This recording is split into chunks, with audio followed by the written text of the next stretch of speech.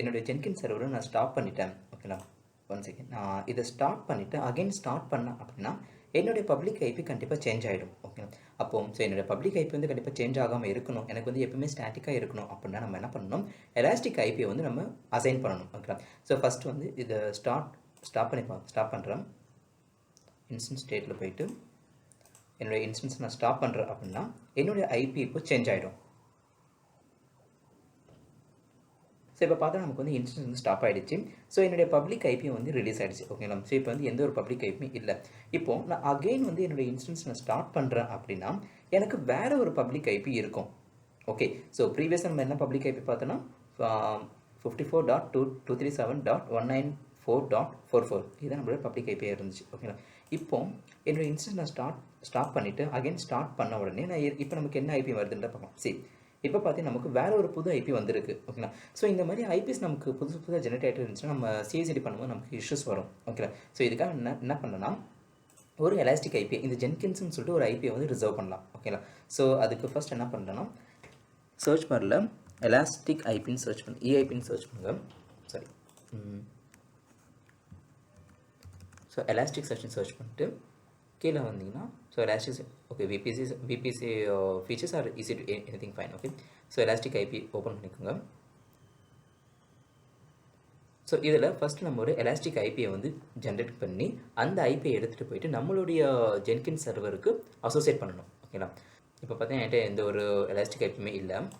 So allocate elastic IP. So tackle வந்து name take கொடுத்துக்கலாம். So name equal to Jenkins EIP. ஓகேங்களா, so இப்போ என்ன பண்ணுறேன், allocate பண்ணிக்கிறேன். ஸோ நமக்கு எலாஸ்டிக் ஐபி கிரியேட் ஆகிடுச்சு. இப்போ இந்த எலாஸ்டிக் ஐபி எடுத்துகிட்டு போயிட்டு நம்மளுடைய ஜென்கின்ஸ் சர்வருக்கு அசோசியேட் பண்ணணும். ஓகேங்களா, ஆக்ஷனில் போயிட்டு அசோசியேட்டிவ் எலாஸ்டிக் ஐபி கிளிக் பண்ணிக்கோங்க. இதில் வந்து இன்ஸ்டன்ஸாக நெட்வொர்க் இன்டர்ஃபேஸ்னு கேட்கும். நம்ம இன்ஸ்டன்ஸை செலக்ட் பண்ணிவிட்டு நம்மளுடைய இன்ஸ்டன்ஸை வந்து இங்கே சூஸ் பண்ணணும். ஓகேங்களா, நம்மளுடைய ஜென்கின்ஸ் சர்வர் பேர் வந்து ஜென்கின்ஸ் சர்வர். ஸோ அதை செலக்ட் பண்ணிவிட்டு அசோசியேட் கொடுத்துட்டிங்கன்னா இந்த எலாஸ்டிக் ஐபி நம்மளுடைய ஜென்கின்ஸ் சர்வருக்கு அசோசியேட் ஆகிடும்.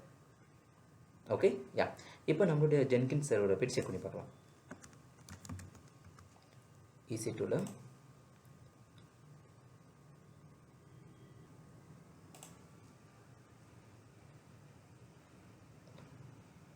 நம்மளுடைய ஜென்கின்ஸ் சர்வர் கிளிக் பண்ணி பார்த்தா சரி நம்மளுடைய எலாஸ்டிக் ஐபி வந்து சேஞ்ச் ஆகிடுச்சு. ஓகே, ஸோ நம்ம எலாஸ்டிக் ஐபி வேணும் அந்த ஐபி வந்து இதில் வந்துடும். ஓகேங்களா, இப்போ நம்மளோட பப்ளிக் ஐபி இப்போ நம்மளோட இன்ஸ்டன்ஸ் நம்ம ஸ்டார்ட் பண்ணாலுமே நமக்கு ஐபி வந்து சேஞ்ச் ஆகாது. ஓகே, ஸோ செக் பண்ணி பார்த்துக்கலாம். இப்போ இன்ஸ்டன்ஸை ஸ்டாப் பண்ணிக்கிறேன். ஓகே, ஸோ இன்ஸ்டன்ஸ் ஸ்டாப் ஆகிட்டுருக்கு. ஸோ இப்போ பார்த்தீங்கன்னா நம்மளோட இன்ஸ்டன்ஸ் வந்து ஸ்டாப் ஆகிடுச்சு. பட் ஸ்டில் நமக்கு பார்த்தீங்கன்னா நம்மளோட ஐபி வந்து ரிலீஸ் ஆகலை. ஓகேங்களா, ஸோ அதே ஐபியில் தான் இருக்குது. இப்போ நம்ம இன்ஸ்டன்ஸை ஸ்டார்ட் பண்ணி பார்த்துக்கலாம்.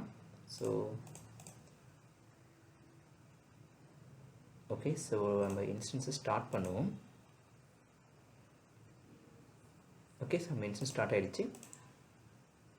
சரி, பெண்டிங்கில் இருக்குது.